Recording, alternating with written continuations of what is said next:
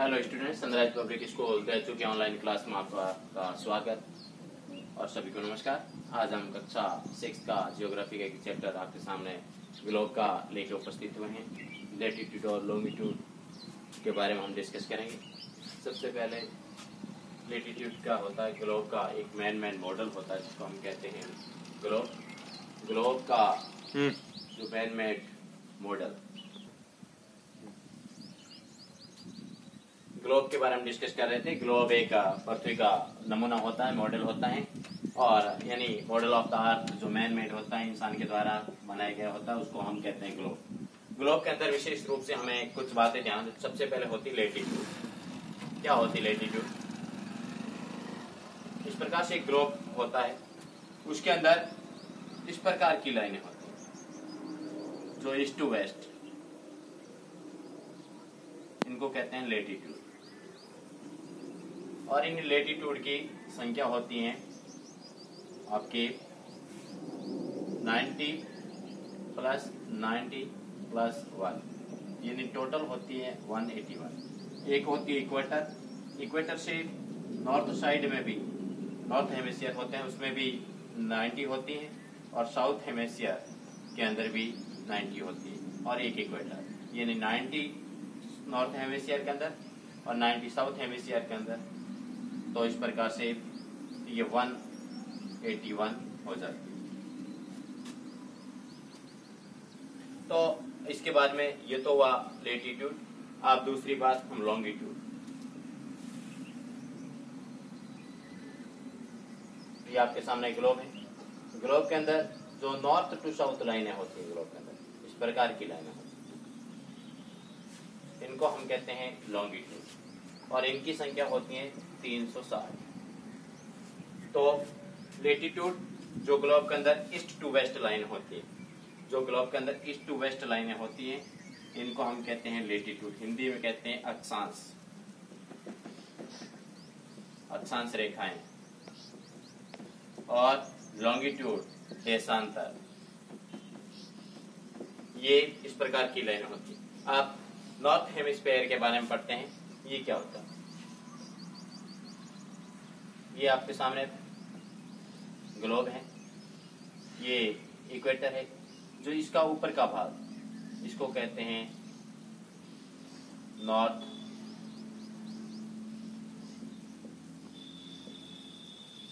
Hemisphere, और इससे जो दक्षिण का भाग होता है, इसको कहते हैं हम साउथ हेमिस्फीयर। ये होता है। इसके बाद में हम कुछ लाइनें होती ग्लोब के अंदर, जिसको जानना हमारे लिए बहुत अति आवश्यक है। इस प्रकार की एक आकृति होती है जिसको हम ग्लोब कहते हैं। एक बीचों बीच लाइन 0 डिग्री पे, जिसको हम कहते हैं इक्वेटर। हिंदी में कहते हैं भूमध्य रेखा। 23 ये आपका नॉर्थ पार्ट होता है, ये साउथ पार्ट होता है। और 23.5 डिग्री जो नॉर्थ के अंदर होती है, जो लैटिट्यूड लाइन होती है, उसको कहते हैं ट्रॉपिक ऑफ कैंसर।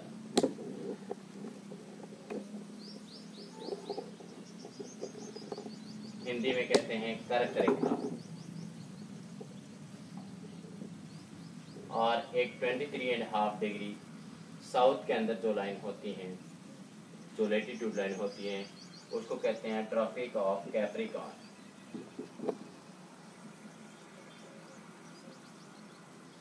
हिंदी में कहते हैं मकर रेखा।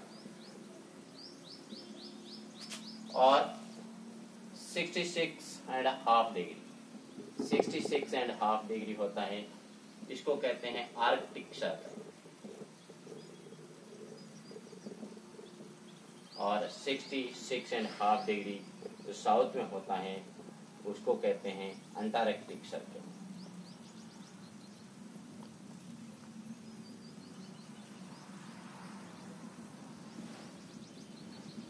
हिंदी में कहते हैं इसको उत्तरी गोलार्ध, इसको कहते हैं दक्षिणी गोलार्ध।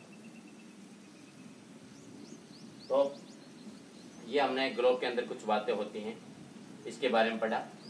तो क्या होता है ग्लोब? एक पृथ्वी का मॉडल होता है, उसको हम ग्लोब कहते हैं। लेटीट्यूड जो ईस्ट टू वेस्ट लाइन होती है उसको लेटीट्यूड, लॉन्गिट्यूड जो नॉर्थ टू साउथ होती हैं, नॉर्थन हेमिस्फेयर जो नॉर्थ पार्ट में होता है इक्वेटर से, साउथ जो इक्वेटर से साउथ में होता है, ट्रॉपिक ऑफ कैंसर जो 23.5 डिग्री नॉर्थ में होती है इक्वेटर से, उसको हम ट्रॉपिक ऑफ कैंसर हिंदी में कर्क रेखा कहते हैं। ट्रॉपिक ऑफ कैप्रिकॉन जो 23.5 डिग्री इक्वेटर से साउथ में होती है उसको हम ट्रॉपिक ऑफ कैप्रिकॉन या मकर रेखा कहते हैं। आर्कटिक सर्कल जो 66 डिग्री नॉर्थ में होता है इक्वेटर से उसको हम आर्कटिक सर्कल कहते हैं। और अंटार्कटिक सर्कल जिसको इक्वेटर से 66.5 डिग्री जो साउथ में होता है उसको हम अंटार्कटिक सर्कल या दक्षिण गोलार्ध कहते हैं। अब कुछ जोन के बारे में पढ़ लेते हैं जहाँ पर किस प्रकार का होता है ग्लोब के माध्यम से समझने की कोशिश करते हैं। ये आपके इक्वेटर,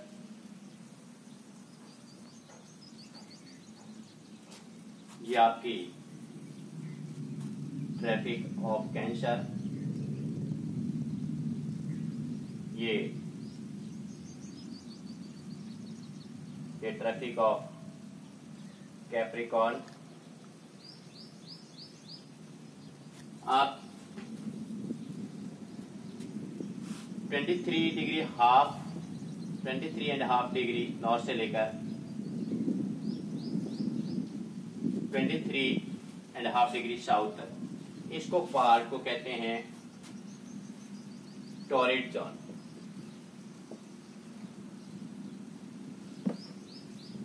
टॉरिड जोन ये 23 से लेकर 66 के बीच का पार्ट होता है।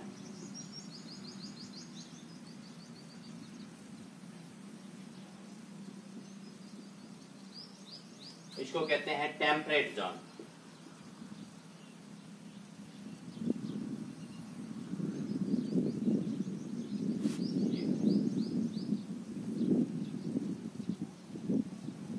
और 66 से ऊपर का जो जोन होता है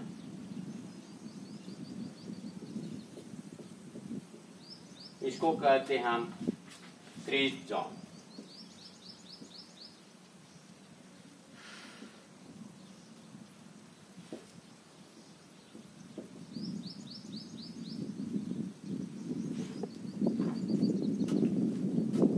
तो ये आपके सामने इसको हम कहते हैं उष्णकटिबंध हिंदी में, इसको कहते हैं शीतोष्ण और इसको कहते हैं शीत कटिबंध। इसको उष्ण, ये भी शीतोष्ण और शीत। इस प्रकार से ये हमारे जोन जो टॉरिड जोन, टेम्परेट जोन और फ्रीज जोन, 3 प्रकार के जोन में हमारे को डिवाइड किया गया है ग्लोब के अंदर टेम्परेचर के आधार पर। तो इस प्रकार से हमने इस ग्लोब के माध्यम से आपके सामने समझने की कोशिश की। आपको वीडियो अच्छा लगेगा। कई बार आप इस वीडियो को देखोगे तो आपको हर एक बात समझ में आ जाएगी। Thank you and have a nice day.